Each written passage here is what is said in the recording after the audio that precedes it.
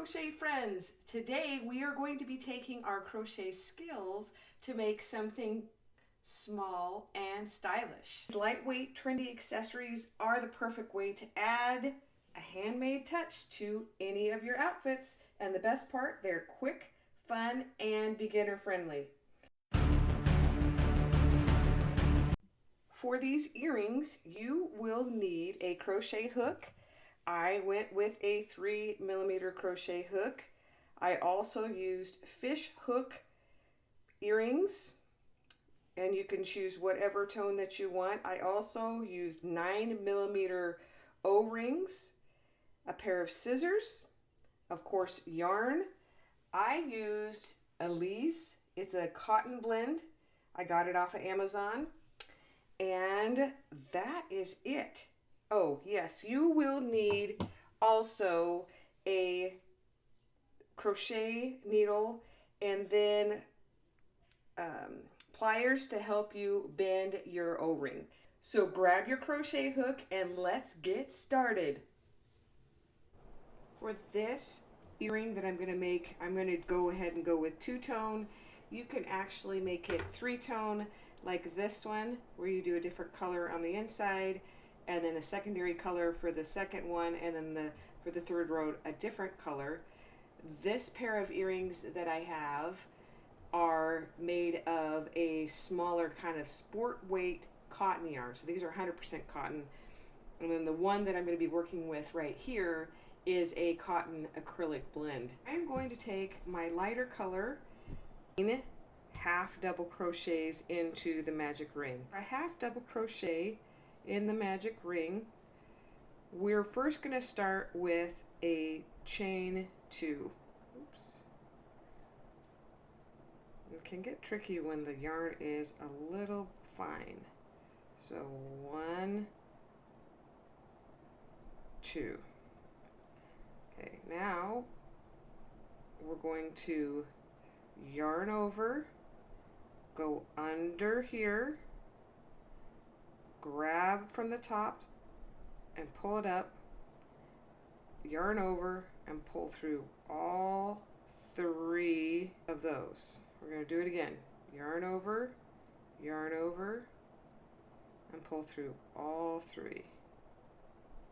Okay, you're going to continue with me around and we'll go nice and slow. So 1, and that first chain 2 does not count. 2, and we're going to go nice and slow.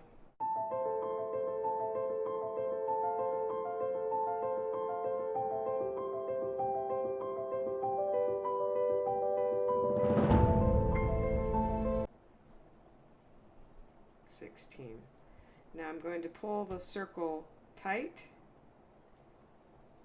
and I am going to slip stitch into those chain 2, the top of the chain 2 that we made right here. So I'm going to put my hook in there, in that hole, and I'm going to try and get that tail out of the way, work and pull that, run over, pull that through that hole, and pull that through the next hole. And I'm going to take this tail and I'm going to pull it tight. Now if you want to leave a hole in the center, you can, just a little hole. I prefer almost no hole. Alright, now we are going to take and we are going to single crochet in the back loop. So there are 2 loops. So here's the front loop, there's a front loop, and then there's a back loop. So we are going to work in the back loop around, and you're going to single crochet. So you stick your crochet hook in there, yarn over, pull up a loop, yarn over, pull through 1. Again, sticking in the back loop there, yarn over, pull up a loop, pull through 1. Okay, we're going to keep doing that until we go all the way around the circle, and we will have 16.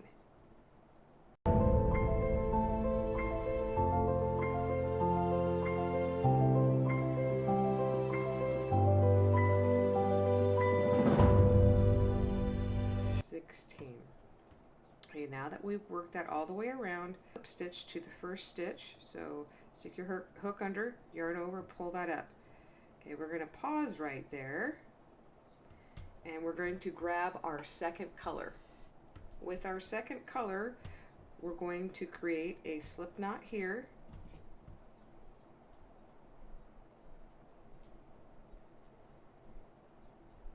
And create a little knot. So you wrap around your finger and then take it, put it on your hook and cinch that down. And you're going to pull that new piece through the other color. So right now you have the other color, the opposite color that you're going to use on the hook, and you're going to cinch down in the back. And I am going to now take my scissors and trim that other color. We don't want it anymore. We don't need it anymore. And we are going to chain 2, 1, 2, and then we're going to create a puff stitch in this space right here. You yarn over, put your hook in the hole. This first one's kind of different. Yarn over, pull up. Oops. You want to hold that out of the way. So yarn over and pull up. Yarn over, pull up. So now you have 1, 2, 3, 4, 5. You want to yarn over and pull up. And then you're going to yarn over and pull through all of those loops and chain 1. Okay, now you have that cinched down. What I like to do is I'll pull up a little loop because I want to weave in this end, so I'm not going to be battling it the whole time. So with my yarn needle, I'm going to just work in this end. I like working with this cotton blend because it isn't as bulky and your mistakes don't show so much. So I like the blend better than the cotton, but I still think the cotton looks really good. So you're going to weave that in of the way. Okay, now that we have that out of the way, we're going to work in the next stitch, and we're going to be working these other strands in the back into our work. So we can even trim this other tail a little bit closer so it matches with the other tail so that we can grab them both. So we're going to yarn over, stick in the next stitch, making sure to grab those in the back, yarn over, pull up, yarn over, put in there,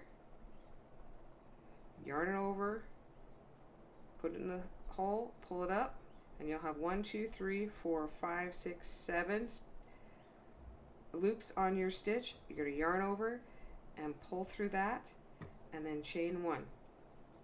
We're going to keep doing that around. Way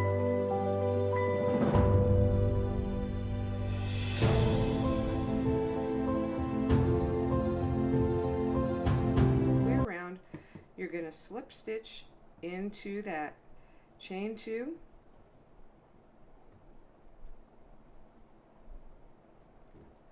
You're going to slip stitch into that top of that chain 2, and then slip stitch again, and then cut off, and we're going to work that into our earring that we made. And you can cut the tail if you have a tail trimming off, because we worked that in. So got that out of the way. Now we're just going to work that in, and how I like to do that is I like to get some of these chains and just go down the back of them and then work it in through one of these bumps in the back from the puff stitch. So the puffs in the back. And I found some web results. I can show them if you ask. Thank you, Siri, for your opinion. I don't even think I said. Scared me. Whoosh. Technology. You gotta love it. Okay, so now that that's worked in, we're gonna trim that off.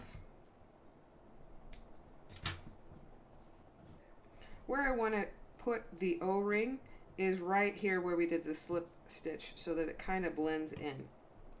Now for me, I'm looking through these and I'm wondering which ones I should pick. I'm thinking, I think it would be fun if we used this color right here. It's kind of like a bronze color. I think that fasten would be really, really cute. So I want to save my fingers a little bit. So this came with my O-rings. So I'm just going to slide it on my finger right here. And I'm going to use the smaller of the two spaces. And you just kind of slide your ring in here if it will actually cooperate. And then with my pliers, I'm going to open it. Whee! Let's see if I can get it in here. My gosh, I never have problems with these. And once you know, when I try and make a video, there we go. Cooperate. You got to get it down in there. Take a tip from me, get it down in there. All right, now that that's bent, I'm going to run it parallel through the hoops on the top, so it'll lay flat. I've got it all.